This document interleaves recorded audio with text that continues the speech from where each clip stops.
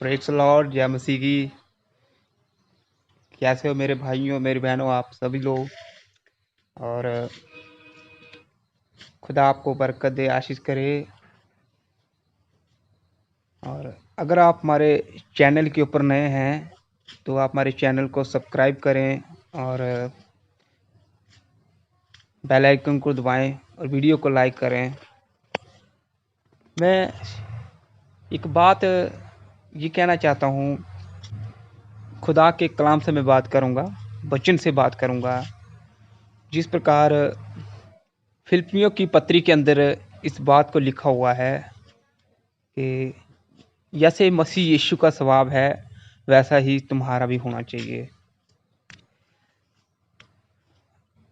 जो बाइबल को जानते हैं, जो बाइबल या वचन जो पढ़ते हैं, वो सब जानते हैं इस बात को कि जब यीशु मसीह आज से 2000 साल पहले इस धरती के ऊपर आए थे तो उनका जीवन, उनकी ज़िंदगी जो थी वो किस प्रकार की थी। तो हमेशा प्रभु यीशु जो थे वो एक नम्रधीन व्यक्ति थे और वो हमेशा एक साधारण जीवन जिया करते थे। कभी वो दिखावा नहीं किया करते थे और वो हमेशा एक नॉर्मल साधारण सा जीवन जीते थे। और क्यों इस बात को लिखा गया है कि जैसे मसीह यीशु का स्वभाव है वैसा ही तुम्हारा भी होना चाहिए। तो मेरी भाइयों, मेरी बहनों, बाइबल जो है परमेश्वर का शास्त्र है। बाइबल जो है एक बुक मिला के नहीं बनी हुई है, बल्कि 66 बुक मिलाकर एक पवित्र शास्त्र जो बाइबल बनी हुई है। और बाइबल के अंदर भी लिखा हुआ है कि परमेश्वर का वचन जीवित है, प्रबल है, चोखा है, दुधारी तलवार है, जो हर एक हृदय को छेदता है।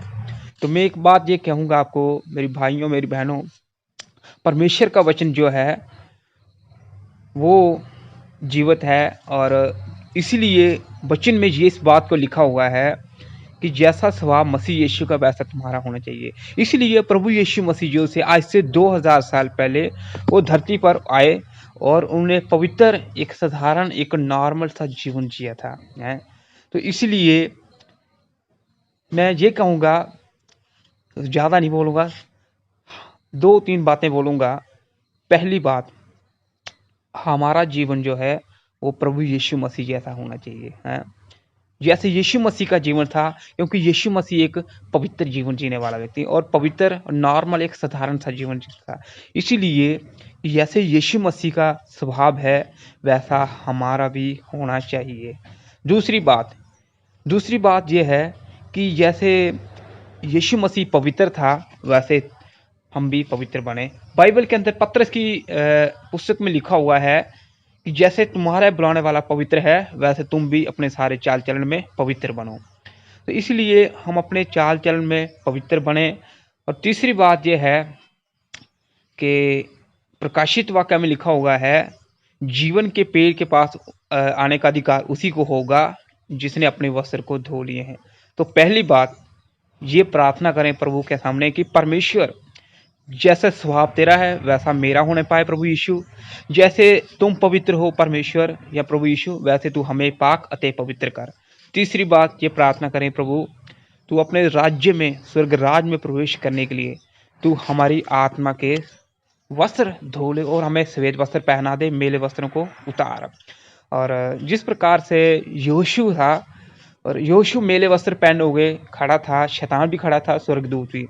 तो अचानक शैतान जो होता था योशु का सामना करने के लिए खड़ा होता था, लेकिन स्वर्गदूत क्या करता कि योशु के जो मेले वस्त्र होते थे वो उतार कर उसको श्वेत वस्त्र पहना देता है और कहता है कि तेरे सारे धर्म क्षमा हो गए अभी। और इसी प्रकार से 3 बातें कहूँगा कि पहली बात, हमें अपना स्वभाव जैसे यीशु मसीह का स्वभाव वैसे बनाने की ज़रूरत है।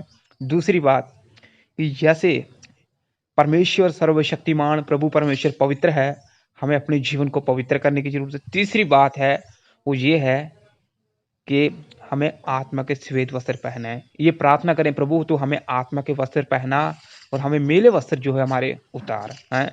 ये हमारे शरीर के वस्त्र नहीं बल्कि ये आत्मा के वस्त्र हैं।